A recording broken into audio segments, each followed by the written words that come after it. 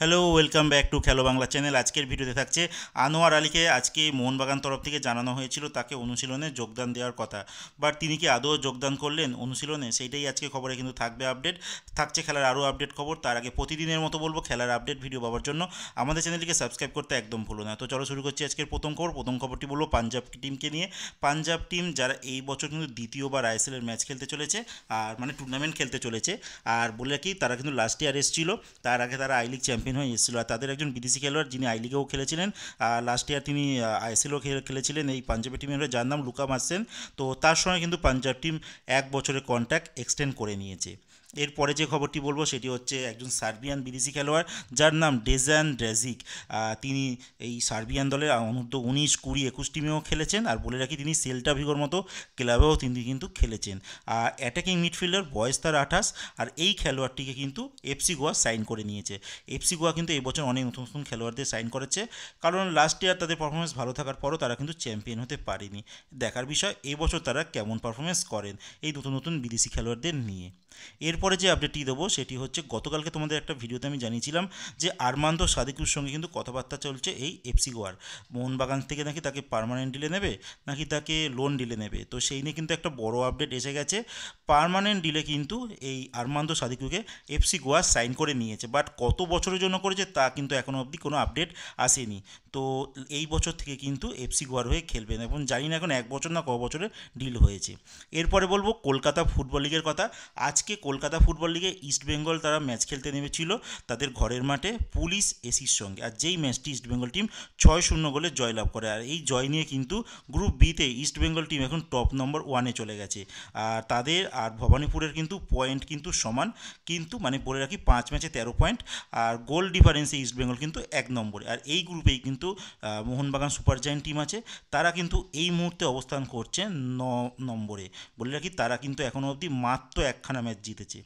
এরপরে যে বিদেশি খেলোয়াড়টির নাম বলবো সেটা হচ্ছে কেরালা ব্লাস্টার। তারা একজন ফ্রান্সের একজন ডিফেন্ডারকে কিন্তু সাইন করাতে চলেছে, যার নাম আলেকজান্ডার কোয়েব। আর বলে রাখি, এই খেলোয়াড়টি ডিফেন্সের সেন্ট্রাল ব্যাক পজিশন ছাড়াও সিডিএম খেলে, মানে সেন্ট্রাল ডিফেন্সিভ মিডফিল্ডার পজিশনেও কিন্তু খেলে। আর এই সিডিএম পজিশনে কিন্তু কেরালা ব্লাস্টার তাদের একজন নাম করা স্বদেশি খেলোয়াড়কে কিন্তু ছেড়ে দিল, মানে জিকসান সিংকে ছেড়ে দিল অফিসিয়ালি। আর এই জিকসানের কিন্তু মেডিকেলও হয়ে গেছে গতকালকে, আর ইস্ট বেঙ্গলে তিনি সাইনও করে দিয়েছে, যেটা ইস্ট বেঙ্গলের সোশ্যাল মিডিয়া পেজেও তারা কিন্তু অনেক রকম ভিডিও করে আপলোডও করে দিয়েছে। তো দেখা যাক কেরালার হয়ে এই নতুন বিদেশি, মানে ফ্রান্সের বিদেশি খেলোয়াড় কেমন পারফরমেন্স করেন, তার উপরে কিন্তু অনেকেরই নজর থাকবে। তো এরপরে যে খবরটি বলবো মহিলা ফুটবলকে নিয়ে। মহিলা ফুটবলে এএফসি ওমেন্স চ্যাম্পিয়ন্স লিগ, যেটা মহিলা ফুটবলে এএফসি লেভেল একটা বড় হাই লেভেল একটা যে কম্পিটিশান হয়। আর সেখানে কিন্তু গ্রুপ ড্র হয়ে গেছে, যেখানে ভারতীয় একটা ক্লাব খেলছে উড়িষ্যা এফসি মহিলাদের টিম। তো সেখানে কিন্তু ভারতীয় উড়িষ্যা এফসি ছাড়াও কিন্তু আরও দুটো ক্লাব খেলছে।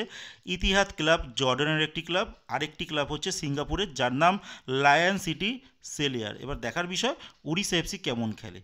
এরপরে কিন্তু আরেকটি আপডেট দেবো, একজন বিদেশি খেলোয়াড় আর পাঞ্জাব এফসি দ্বারা সাইন করেছে ফিলিপ মার্জাক। তাকে 1 বছরের ডিলে কিন্তু সাইন করেছে। এই তিনি একজন মিডফিল্ডার, ক্রোয়েশিয়ান একজন খেলোয়াড়। আর যতদূর খবর পাওয়া যাচ্ছে তিনি ইন্ডিয়াতে এসেও গেছে, আর প্রিপারেশনও করতে কিন্তু শুরু করে দিয়েছে, কারণ সামনে ডুরান্ড কাপ, এই ডুরান্ড কাপে কিন্তু পাঞ্জাব টিম ফোকাস করছে। এবার দেখার বিষয় ডুরান্ড কাপে এই বিদেশি খেলোয়াড় কেমন খেলে, কেন সবাই কিন্তু এবছর দেখা যাচ্ছে যে একটা মেন টিম নিয়ে ডুরান্ড কাপে তারা নামতে চলছে। এরপরে লাস্ট যে খবরটি দেবো হিতেশ শর্মাকে নিয়ে। যে Hitesh Sharma last year winter transfer উইন্ডোতে তিনি উড়িষ্যা এফসিতে যোগদান করেছিলেন, কিন্তু এই মুহূর্তে একটা খবর পাওয়া যাচ্ছে যে হিতেশ শর্মা কিন্তু মুম্বাই সিটি এফসিতে সাইন করতে চলেছে। বাট এটা এখনও অবধি অফিসিয়ালি হয়নি, অফিসিয়ালি হলে তোমাদের আমি আপডেট দিয়ে দেবো। বাট এখনও অবধি যা খবর পাচ্ছি যে হিতেশ শর্মা মুম্বাইয়ের সঙ্গে কিন্তু একটা কথাবার্তা চালাচ্ছে। এরপরে শেষ যে খবরটি তোমাদের বলবো সেটা হচ্ছে আনোয়ার আলীকে নিয়ে। আনোয়ার আলী, যাকে নিয়ে এখন সবথেকে মার্কেটের হট টপিক চলছে।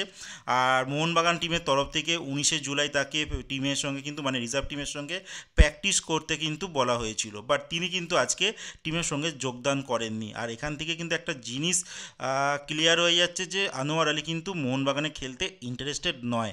এবার দেখার বিষয় যে এই জল কতদূর এগোয়। আর তিনি এখন যা দেখছি প্লেয়ার স্ট্যাটাস কমিটিতে তার আবেদনও করেছেন। এবার সেখানকার যে ডিসিশনের উপরেই কিন্তু তার ভাগ্য নির্ভর করবে। তো আপাতত তিনি যে আসেননি যে মোহনবাগান টিমের অনুশীলনে, মানে রিজার্ভ টিমের সঙ্গে, সেখান থেকে কিন্তু একটাই পরিষ্কার হয়ে যাচ্ছে জিনিস, যে তিনি মোহনবাগানে হয়তো তিনি কন্টিনিউ করতে চাইছেন না।